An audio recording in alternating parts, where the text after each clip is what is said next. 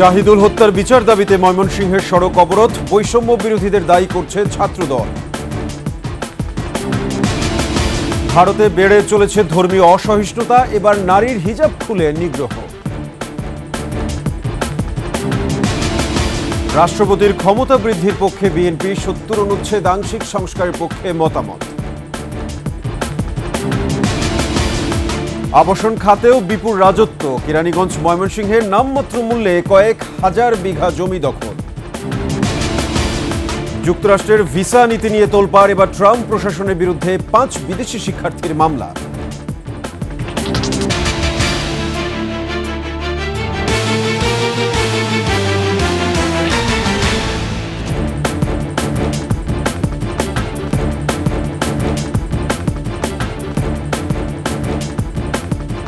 শুনছিলেন সংবাদ শিরোনাম, আমন্ত্রণ রাতের ২১শে সংবাদে, সাথে আছি আমি সাব্বির আহমেদ। দর্শক, ২১শে টেলিভিশনের সংবাদ একই সাথে সরাসরি দেখতে পাবেন আমাদের ফেসবুক পেজ www.facebook.com/2124 অনলাইনে। এছাড়া সাবস্ক্রাইব করতে পারেন www.youtube.com/@21ETV চ্যানেলে। এছাড়া সংবাদে আরও থাকছে: ক্ষমতা হারিয়ে দিশেহারা আওয়ামী লীগের নেতা ও ব্যবসায়ীরা প্রতিষ্ঠান টিকিয়ে রাখতে খুঁজছেন অংশীদার।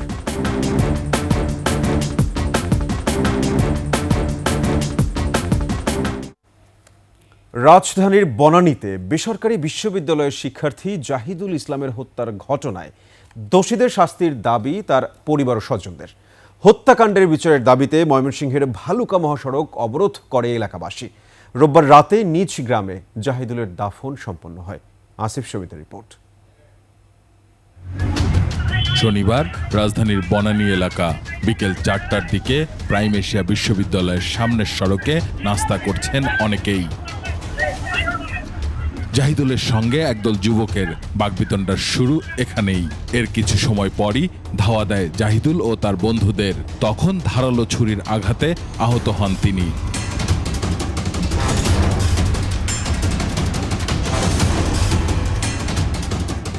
জাহিদুল প্রাইম এশিয়া বিশ্ববিদ্যালয়ের টেক্সটাইল ইঞ্জিনিয়ারিং বিভাগের ৩য় বর্ষের শিক্ষার্থী ছিলেন।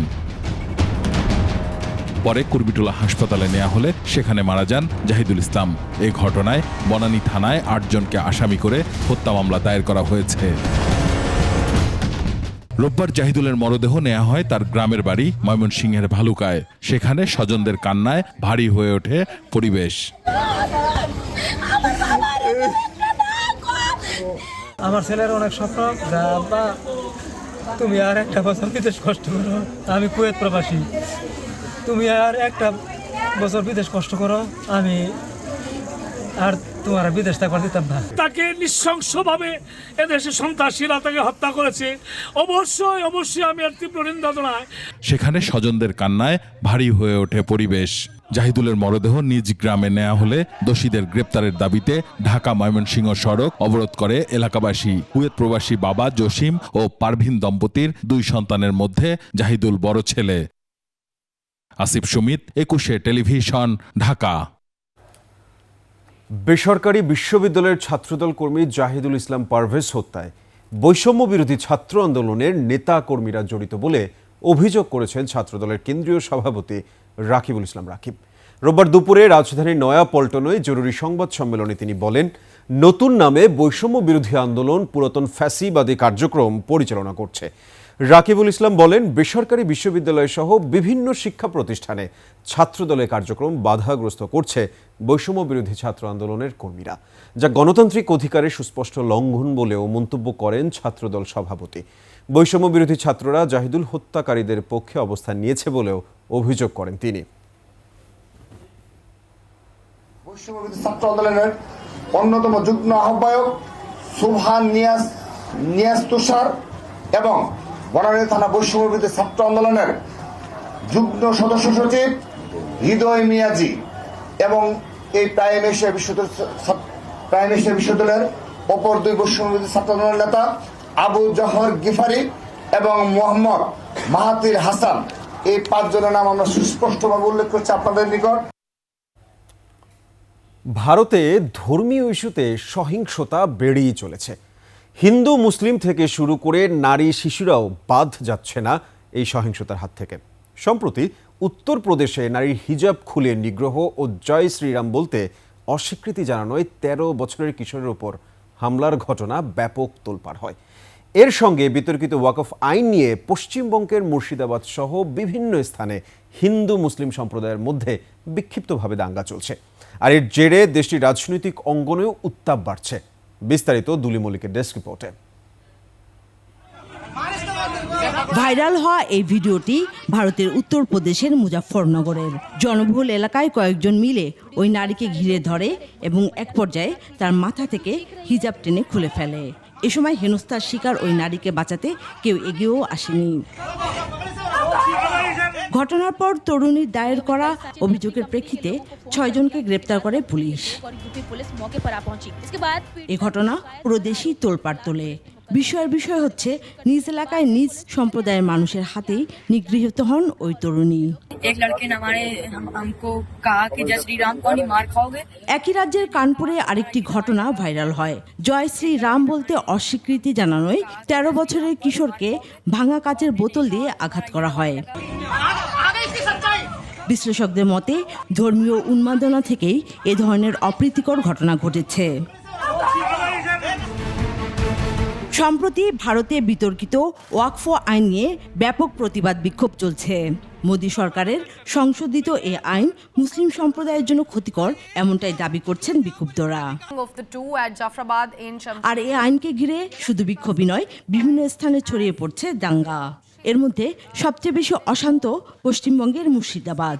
সেখানে হামলা হয় হিন্দুদের উপর। কয়েকশো মানুষ বাড়িঘর ছেড়েছেন। নতুন করে কমপক্ষে ৩০টিরও বেশি মামলা দায়ের হয়েছে থানায়। ঘটনাস্থল পর্যবেক্ষণ করেছেন জাতীয় নারী কমিশনের প্রধান। बहुत हिंसा हुई है। सबसे बड़ी बात यह है कि बहुत ज्यादा डर का वातावरण है। এর জেরে বিভাজনের রাজনীতি স্পষ্ট। সরাসরি বিজেপি ও রাষ্ট্রীয় স্বয়ংসেবক সংঘ আরএসএসকে দায়ী করছেন পশ্চিমবঙ্গের মুখ্যমন্ত্রী Mamata Bandyopadhyay. Duli Mallick, desk report, ২১ television. প্রধানমন্ত্রীর বিদ্যমান ক্ষমতা বহাল রেখে রাষ্ট্রপতির ক্ষমতা বৃদ্ধির পক্ষে বিএনপি।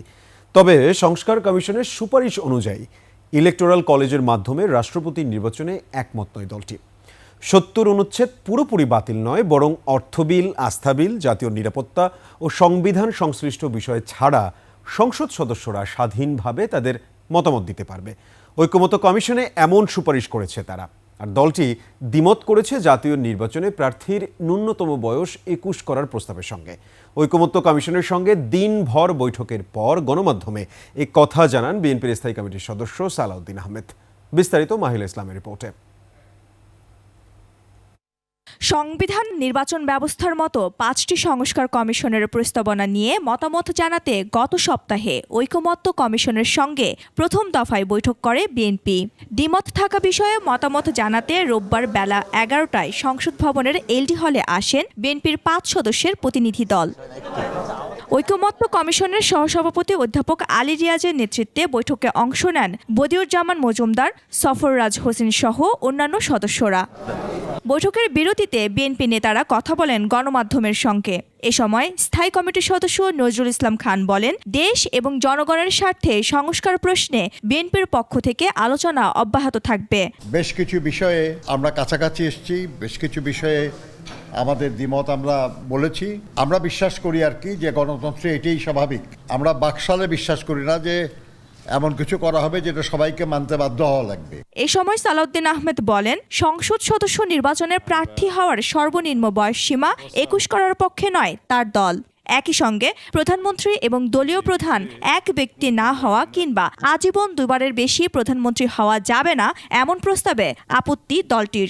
মেজরিটি পার্টি যে পার্টির চিফকেই প্রধানমন্ত্রী করবে সেটা আরেকজনকেও তো করতে পারে, সেটা অপশন থাকা উচিত। আগামীতে তত্ত্বাবধায়ক সরকারের প্রধান উপদেষ্টা কখন কিভাবে মনোনীত হবেন সে পদ্ধতি নিয়ে এখনো ঐকমত্যে পৌঁছানো সম্ভব হয়নি বলেও জানান বিএনপির এই নেতা।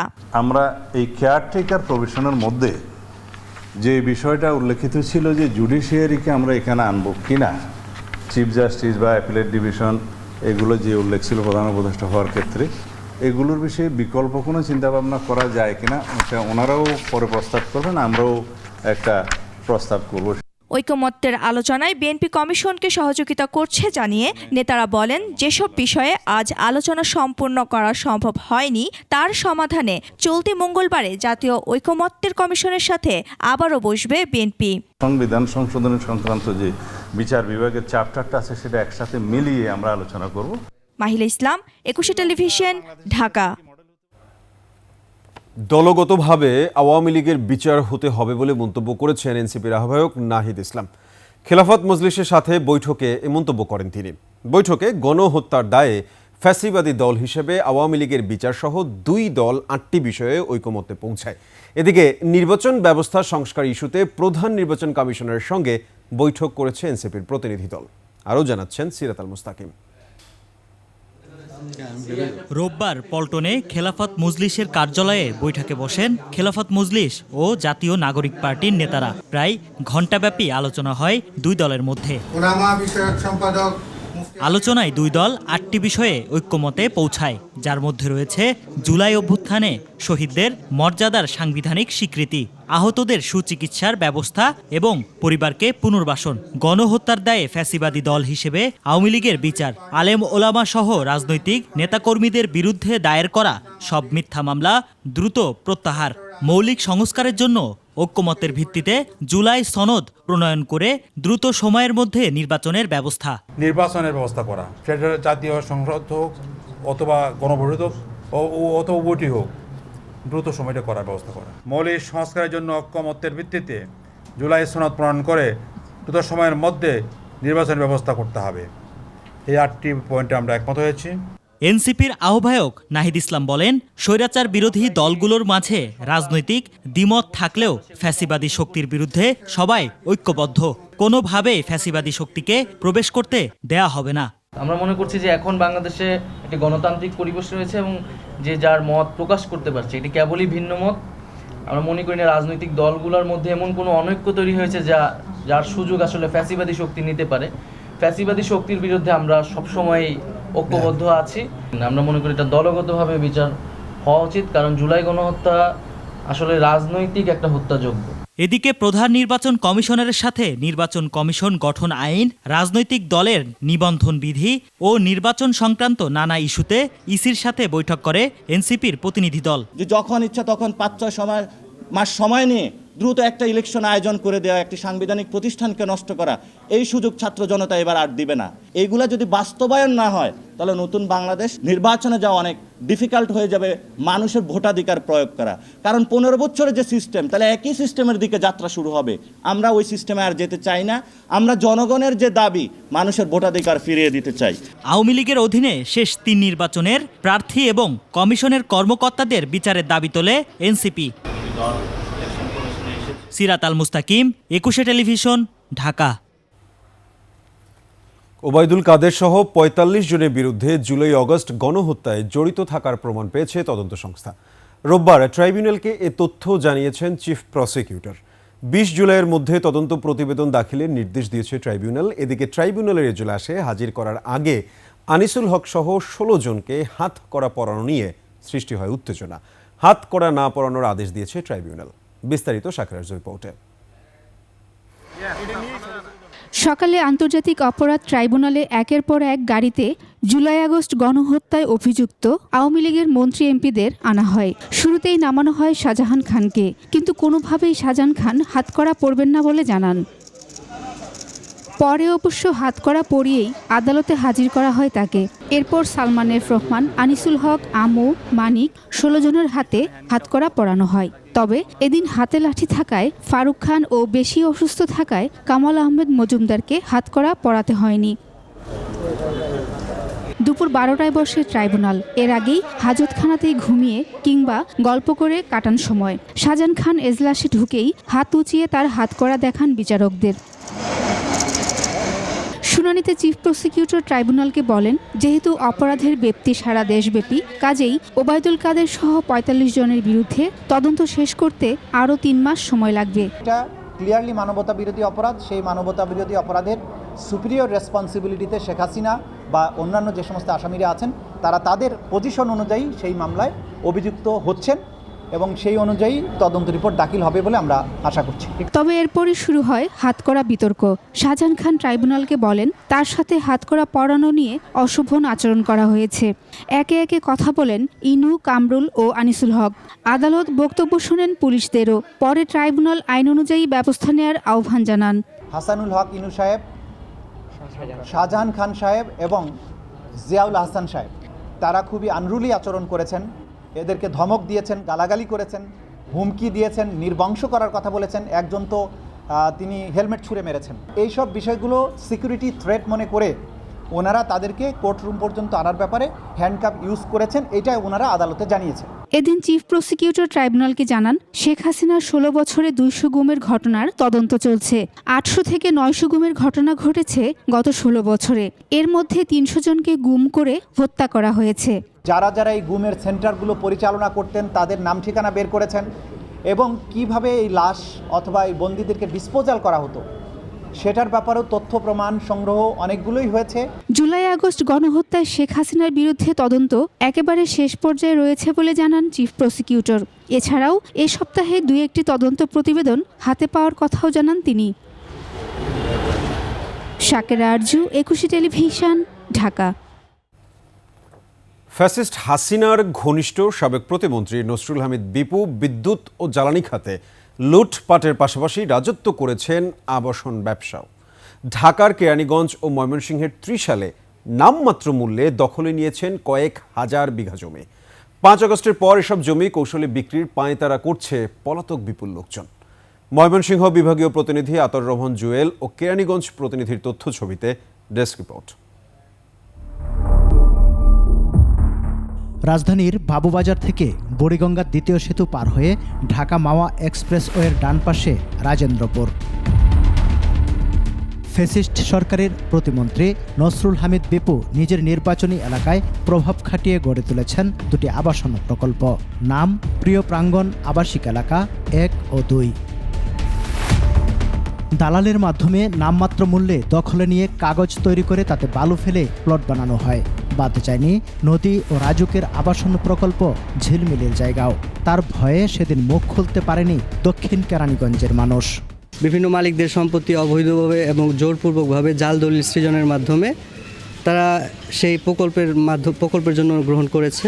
5 আগস্টের পরে যে জমিগুলো আমাদের 4 লক্ষ 5 লক্ষ টাকা শতাংশ বিক্রি হচ্ছে, তখন আমরা 60-70 হাজার টাকার ঊর্ধ্বে বিক্রি করতে পারতাম না এবং অন্য কেউ কিনতে চাইলেও আমরা কারো কাছে বিক্রি করতে পারতাম না। ওরা বাধা দিত, রেজিস্ট্রি বন্ধ করে দিয়েছিল। 5 আগস্টের পর কেউ কেউ সাহস করে নিজেদের জমি দখলে নেওয়ার চেষ্টা করছেন। খেত আমরা দখল করমু, দখল হয়ে আসি, অনেক খেত যখন সাফা করছি কিছু কয় নাই, আমরা অনেক খেতই আসি। এই জায়গাটা আমাদের হাতছাড়া হয়।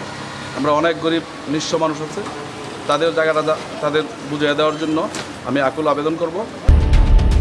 কেরানীগঞ্জ ছাড়িয়ে অন্য জেলায়ও আছে বিপুর দখলদারিত্ব। ময়মনসিংহের ত্রিশালের রায়মণি গ্রামের কৃষক আব্দুল মালেক। ঢাকা ময়মনসিংহ মহাসড়কের পাশেই ছিল 16 কাঠা ফসলি জমি। স্থানীয় আওয়ামী লীগ নেতা ও দালালদের মাধ্যমে নামমাত্র কাঠা প্রতি 60,000 টাকা দিয়ে জোর করে দখলে নেয় জমি। 60-50 দাম দিস, এইটি আমরা জানি। এখন তো বাজার বাড়তি, যদি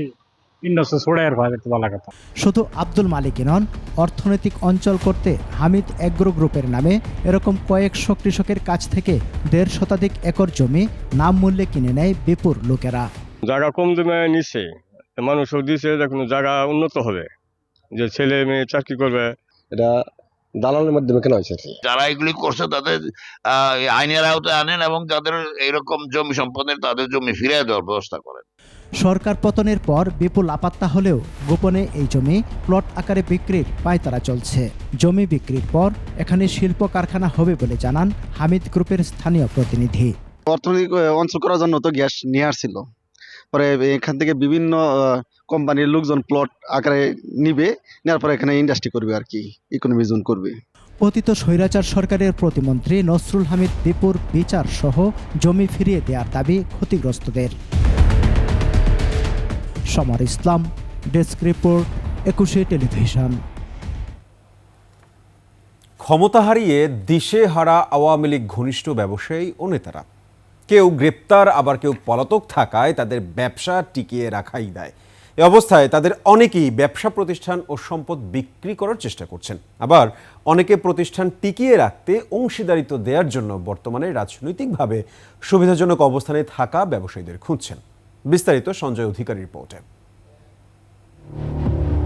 2009 সালে শেখ হাসিনার নেতৃত্বাধীন আওয়ামী লীগ সরকার গঠনের পর গত 1.5 দশকের বেশি সময় জুড়ে রাজনীতির পাশাপাশি ব্যবসা বাণিজ্য আবর্তিত হয়েছে ক্ষমতাসীন দলকে ঘিরে। ব্যবসার ক্ষেত্রে একচেটিয়া কর্তৃত্ব ও অনিয়ম দুর্নীতির মাধ্যমে অঢেল সম্পদ গড়ে তুলেছিলেন আওয়ামী লীগ নেতারা। শেখ হাসিনার আশীর্বাদে একদিকে যেমন নেতাকর্মীরা ব্যবসায়ী হয়ে ওঠেন, অন্যদিকে ব্যবসায়ীদেরও দলে টেনে নেতা বানানো হয়। এতে করে 2024 সালের দ্বাদশ জাতীয় সংসদ নির্বাচনেও আওয়ামী লীগের মনোনয়ন পাওয়া 265 জন প্রার্থীর মধ্যে 170 জনই ছিলেন ব্যবসায়ী। তবে গত 5 আগস্ট সরকার পতনের পর পাল্টে যায় সেই চিত্র। আওয়ামী ঘনিষ্ঠ ব্যবসায়ী ও নেতাদের কেউ কেউ গ্রেপ্তার হয়ে কারাগারে আছেন, আবার অনেকেই দেশ ছেড়ে পালিয়েছেন। ফলে সংকটের মুখে পড়েছে তাদের ব্যবসা বাণিজ্য। ব্যবসায়ীরা যেহেতু এটাকে নিয়ন্ত্রণ করে এবং মানে ক্ষমতার কাছাকাছি থেকে তারা একটা মানে শক্ত অবস্থানে থাকে, সে জায়গায় এই ধরনের পরিবর্তনের পরে তারা কেউ আত্মগোপন করে, কেউ দেশ থেকে বাড়ি চলে যায়, কেউ জেলে চলে যায়, কিন্তু তাদের প্রতিষ্ঠানগুলো কিন্তু ক্ষতিগ্রস্ত হয়। সেদিক থেকে অর্থনীতিকে চলমান রাখতে যে কোনো ফর্মে হোক এই ব্যবসা প্রতিষ্ঠানগুলোকে চালু রাখা উচিত। এই অবস্থায় ওই সব নেতা ও ব্যবসায়ীরা ব্যবসা টিকিয়ে রাখতে অংশীদার খুঁজছেন বলে জানা গেছে।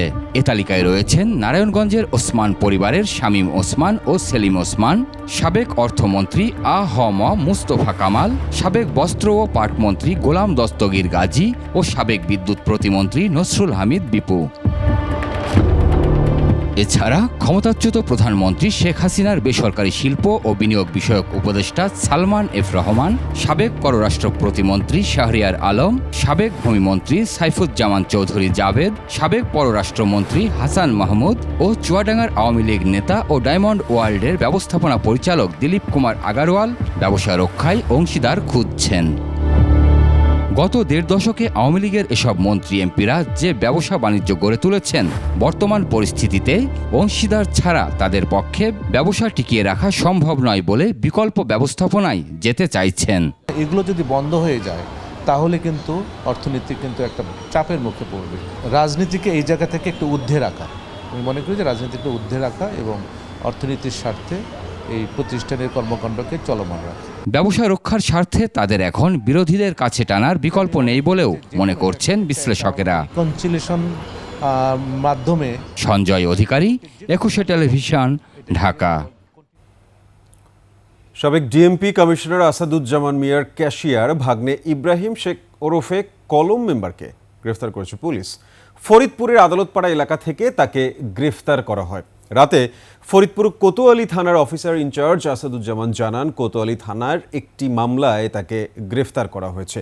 তার বিরুদ্ধে নাশকতা, হত্যা চেষ্টা সহ বিভিন্ন অভিযোগে একাধিক থানায় মামলা রয়েছে বলেও জানায় পুলিশ। ইব্রাহিম শেখ কেন্দ্রীয় তাঁতি লীগের সদস্য। সাবেক ডিএমপি কমিশনার আসাদুজ্জামান মিয়ার লোকাল ক্যাশিয়ার ছিলেন ইব্রাহিম শেখ। আসাদুজ্জামানের হয়ে অন্যের জমি, দোকান দখল, চাঁদাবাজি সহ নানা অপকর্ম করতেন তিনি। যুক্তরাষ্ট্রের ভিসা নীতি প্রসঙ্গ, আন্তর্জাতিক শিক্ষার্থীদের F1 ভিসা বাতিলের অভিযোগে যুক্তরাষ্ট্রের হোমল্যান্ড সিকিউরিটি বিভাগ সহ অভিবাসন কর্মকর্তাদের বিরুদ্ধে মামলা করেছে 5 শিক্ষার্থী। শিক্ষার্থীদের পক্ষে American civil liberties union ACLU new Hampshire district কোর্টে মামলাটি দায়ের করে। এতে বলা হয়, ট্রাম্প প্রশাসনের সিদ্ধান্তের কারণে শিক্ষার্থীদের কেবল ভিসা বাতিলই নয়, গুরুতর আর্থিক ও শিক্ষাগত ক্ষতির মুখে পড়তে হচ্ছে। বিদেশি শিক্ষার্থীদের আইনি মর্যাদা বাতিলের আগে সরকার প্রয়োজনীয় নোটিশ দেয়নি বলেও অভিযোগ করা হয়েছে। আবেদনকারী শিক্ষার্থীদের মধ্যে 2 জন চীনের ও 3 জন ভারতীয়। সংবাদ মাধ্যমের তথ্য বলছে, গেল 2 মাসে এ নিয়ে 1000-এর বেশি আন্তর্জাতিক শিক্ষার্থীর ভিসা বাতিল করা হয়েছে।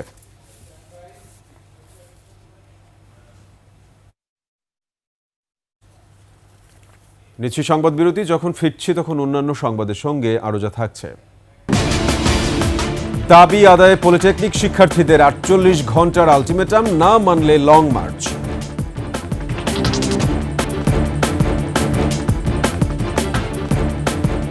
আমন্ত্রণ আবারও রাতের 21 সংবাদে। শান্তিরক্ষা মিশনে জাতিসংঘকে আরও বেশি বাংলাদেশি নারী শান্তিরক্ষী নিয়োগের আহ্বান জানালেন প্রধান উপদেষ্টা ডক্টর মোহাম্মদ ইউনূস। রোববার রাষ্ট্রীয় অতিথি ভবন যমুনায় সংস্থাটির পিস অপারেশন সংক্রান্ত আন্ডার সেক্রেটারি জেনারেল জিয়ান পিয়ারে লেক্ট্রোইক্স সাক্ষাৎ করতে এলে এ আহ্বান জানান তিনি। জাতিসংঘের শান্তিরক্ষা কার্যক্রমের প্রতি বাংলাদেশের সমর্থনও পুনর্ব্যক্ত করেন প্রধান উপদেষ্টা। বলেন, মিয়ানমারের সংঘাত এই অঞ্চলের মানুষের নিরাপত্তার জন্য হুমকি হয়ে দাঁড়িয়েছে। রোহিঙ্গা সংকট সমাধানে আন্তর্জাতিক উদ্যোগ প্রয়োজন।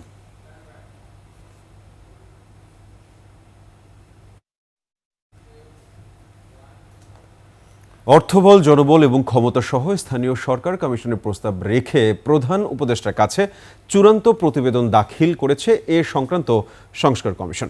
পরে সার্ভিস একাডেমিতে কমিশন প্রধান অধ্যাপক তোফায়েল আহমেদ বলেন, সংস্কার ছাড়া জাতীয় সংসদ বা স্থানীয় সরকার কোনো নির্বাচন করেই ভালো ফল পাওয়া যাবে না। মেহেদী হাসানের রিপোর্ট। বাংলাদেশের সরকার ব্যবস্থা খুব বেশি মাত্রায় কেন্দ্রীয় সরকার নির্ভর। এখান থেকে বেরিয়ে কি করে স্থানীয় সরকারকে কার্যকর ও শক্তিশালী করা যায় তা জানতেই গঠন করা হয়েছিল স্থানীয় সরকার সংস্কার কমিশন। রোববার এ কমিশন প্রতিবেদন দাখিল করল। এরপর ব্রিফিংয়ে কমিশন প্রধান বলেন, স্থানীয় সরকারকে অর্থবল, জনবল ও ক্ষমতা তিনটি একই সাথে দিতে হবে।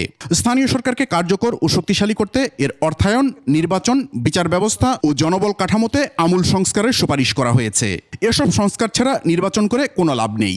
মূল সংস্কারগুলো না করে ইলেকশন করলে কোনো লাভ হবে না। লোকাল গভর্নমেন্ট ইলেকশন আগে চান বা বলেন, আমরাও চাই, কিন্তু ইলেকশনের প্রশ্ন আসলে আগে সংস্কার না করে কোনো ইলেকশন করলে কোনো লাভ হবে না। এটা জাতীয় ইলেকশন বলেন না স্থানীয় ইলেকশন বলেন।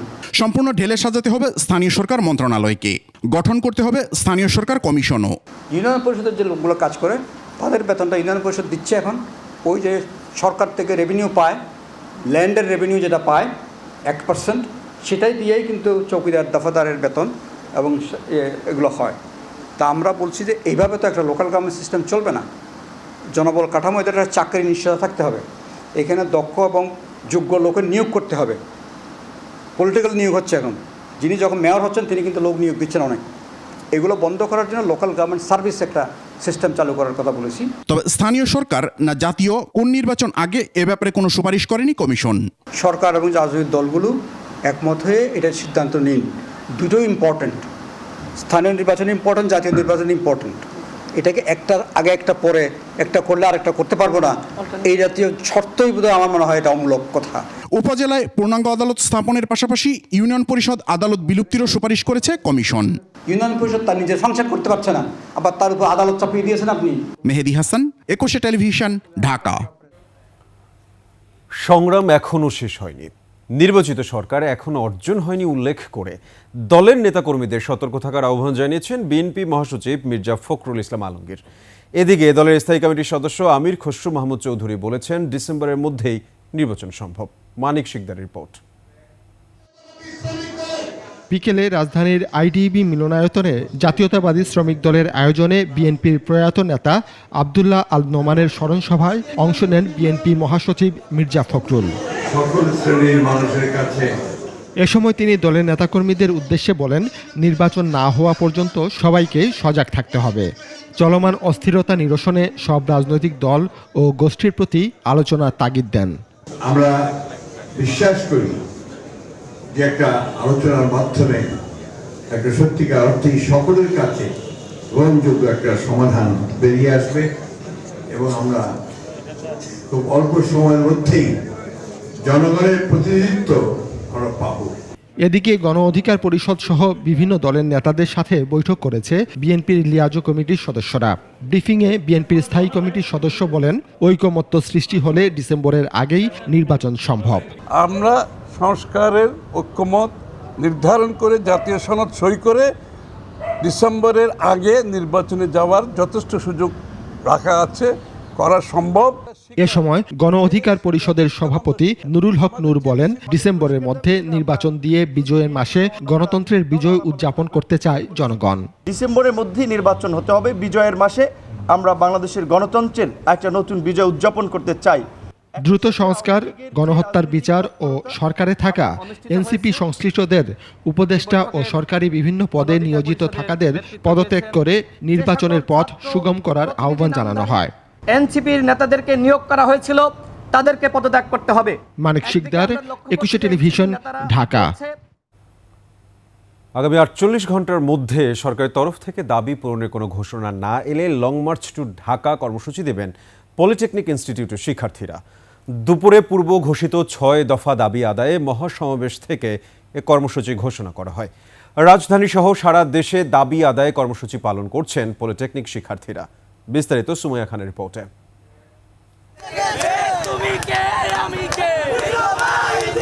পূর্ব ঘোষণা অনুযায়ী 6 দফা দাবি আদায়ে পঞ্চম দিনের কর্মসূচিতে ব্যানার, প্লেকার্ড হাতে শিক্ষার্থীরা জড়ো হন আগারগাঁও মহিলা পলিটেকনিক ইনস্টিটিউটের সামনে।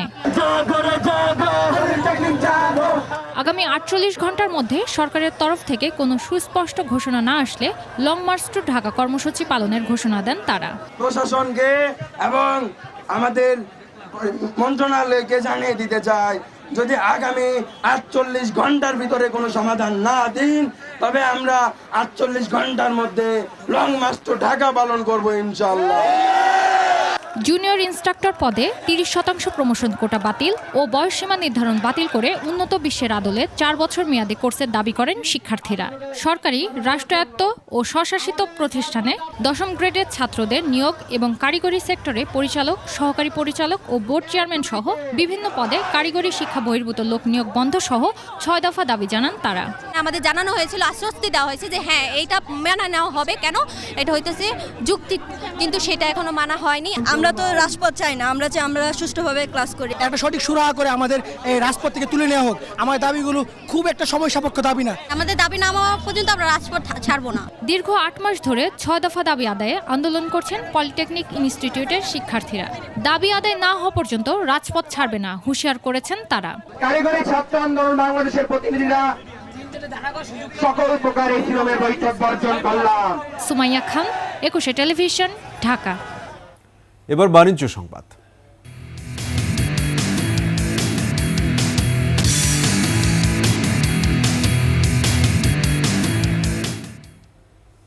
ময়মনসিংহে মেঘনা গ্রুপের অঙ্গ প্রতিষ্ঠান ইউনিক সিমেন্ট ইন্ডাস্ট্রিজের ঢালাই স্পেশাল সিমেন্টের ডিলার বিক্রয় কেন্দ্র উদ্বোধন করা হয়েছে। রাতে নগরীর আমির ইন্টারন্যাশনাল হোটেল মিলনায়তনে বক্তব্য রাখেন মেঘনা গ্রুপের ডিজিএম সেলস জিয়ারুল ইসলাম, এজিএম বিদ্যুৎ কুমার বণিক, ম্যানেজার সেলস রফিকুল ইসলাম সহ বিশিষ্টজনরা। বক্তারা বলেন, ঢালাই স্পেশাল সিমেন্ট বিশেষ ব্যান্ডেড সিমেন্ট যা ওপিসি এবং পিসিসি সিমেন্টের বৈশিষ্ট্যকে একত্রিত করে। এই সিমেন্ট দীর্ঘমেয়াদী স্থাপনার দায়িত্ব নিশ্চিত করে। অনুষ্ঠানে ময়মনসিংহ অঞ্চলের ডিলাররাও উপস্থিত ছিলেন।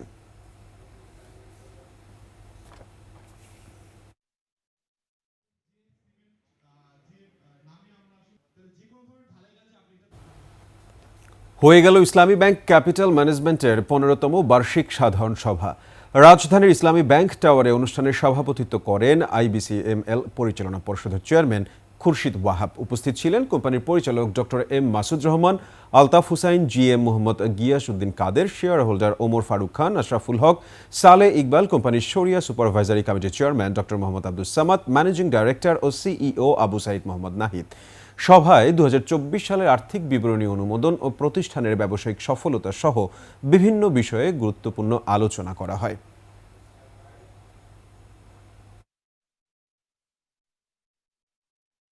এর সাথে শেষ করছি রাতের 21 সংবাদ। যাবার আগে সংবাদ শিরোনামগুলো আরও একবার। জাহিদুল হত্যার বিচার দাবিতে ময়মনসিংহের সড়ক অবরোধ, বৈষম্য বিরোধীদের দায়ী করছে ছাত্রদল।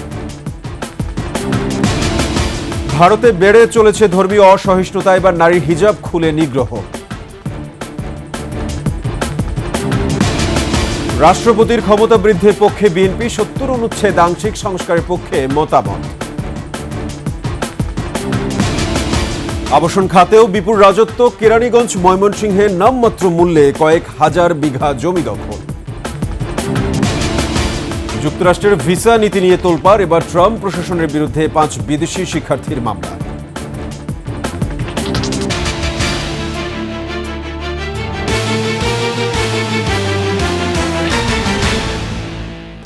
দর্শক, সর্বশেষ সংবাদ জানতে ডায়াল করুন 202 নম্বরে আর ভিজিট করুন 21-tv.com এই ওয়েবসাইটে।